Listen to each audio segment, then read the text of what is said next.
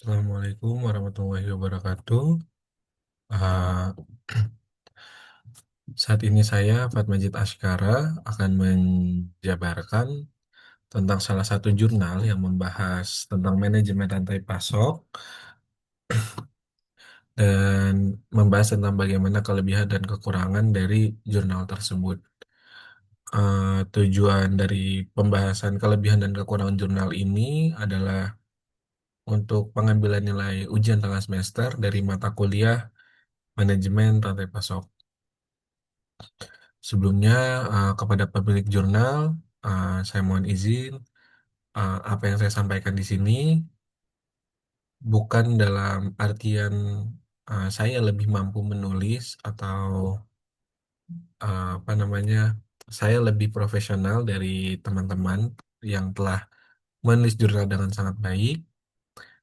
Ini hanya merupakan argumen ataupun opini, di mana setiap penelitian memang pasti ada kelebihan dan kekurangan.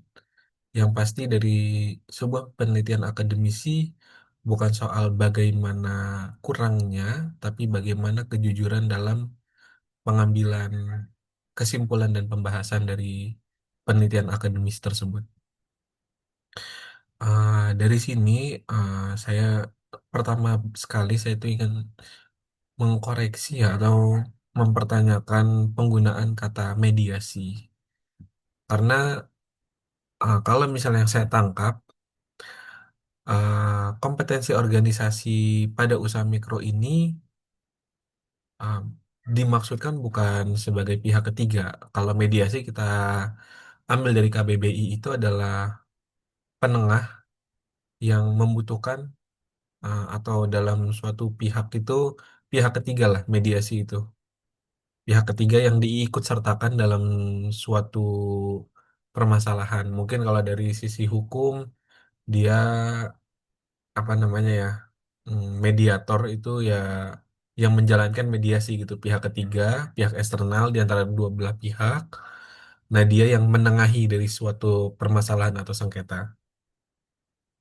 Nah, kalau di sini yang saya pahami adalah bukan mediasi tapi kemampuan sumber daya manusianya dari komponen organisasi si UMKM. Jadi mungkin agak sedikit harus diperbaiki ya, atau mungkin dipilihkan diksi yang lebih pas lagi gitu.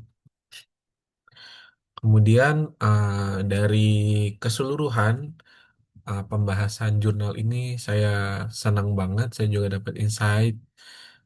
Jurnal ini membahas cukup lengkap bahwa di sini dia bilang nih bahwa manajemen rantai pasok itu variabel strateginya banyak loh gitu. Ada VMI, IRP, CPFR, WMS, dan outsourcing. Seperti itu. Strategi manajemen rantai pasoknya ada banyak gitu. Kemudian di sini dijabarkan juga bagaimana rangka konseptual sehingga saya juga tadi paham, oh maksud dari judulnya apa gitu. Nah, yang selanjutnya adalah eh, di sini pembahasannya juga cukup lengkap. Kemudian yang poin utamanya adalah sebentar. Nah, dia betul-betul menjabarkannya hasil dan pembahasan, kemudian tabel hasil uji hipotesisnya cukup baik, hipotesis 1, 2, dan hipotesis 3. Hipotesis 4 dijabarkan dengan apa namanya, cukup baik ya gitu. Sehingga dia bisa mengambil kesimpulan bahwa hasil penelitian yang sudah dilakukan dalam penelitian ini terhadap 182 pemilik, jadi memang benar-benar dilakukan apa namanya, data, crawling data kepada manajer, pimpinan, staf dari UMKM di daerah Sentul dan Jonggol, ya, spesifik Kabupaten Bogor, maka dapat disimpulkan bahwa strategi manajemen rantai pasok memiliki pengaruh positif terhadap kinerja operasional perusahaan.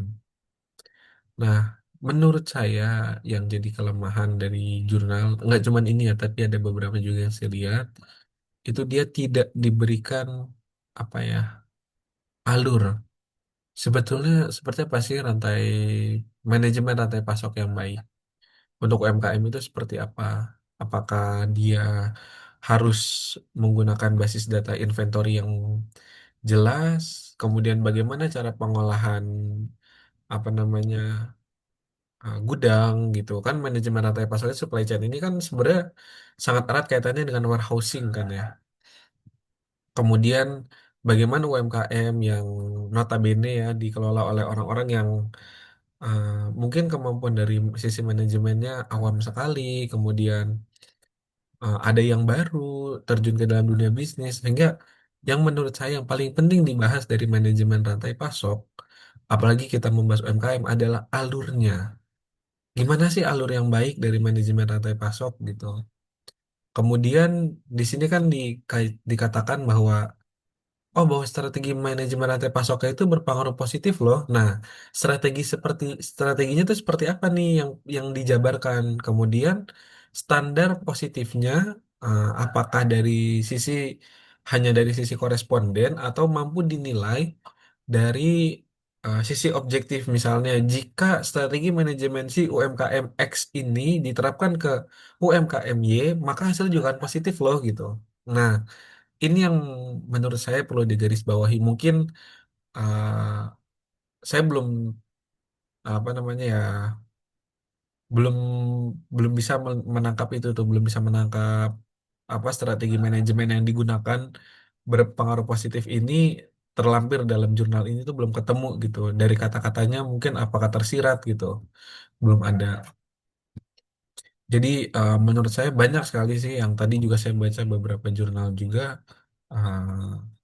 Sepertinya kelemahan paling utamanya adalah dia tidak memaparkan gitu ya, atau tidak memberikan standarnya dari penelitian tersebut.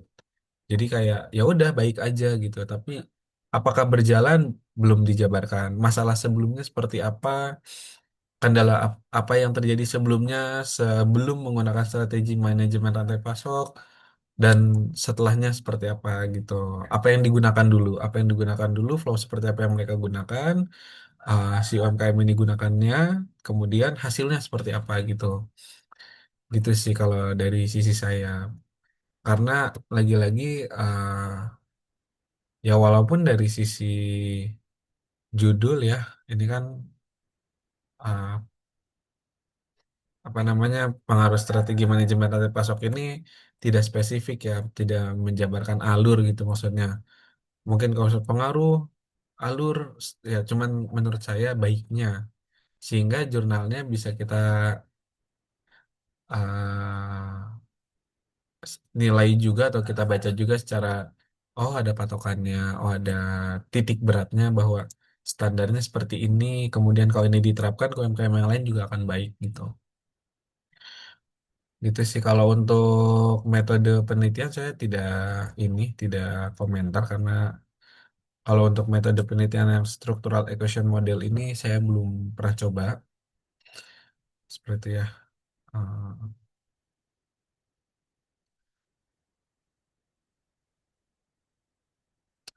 ya saya rasa demikian yang saya sampaikan.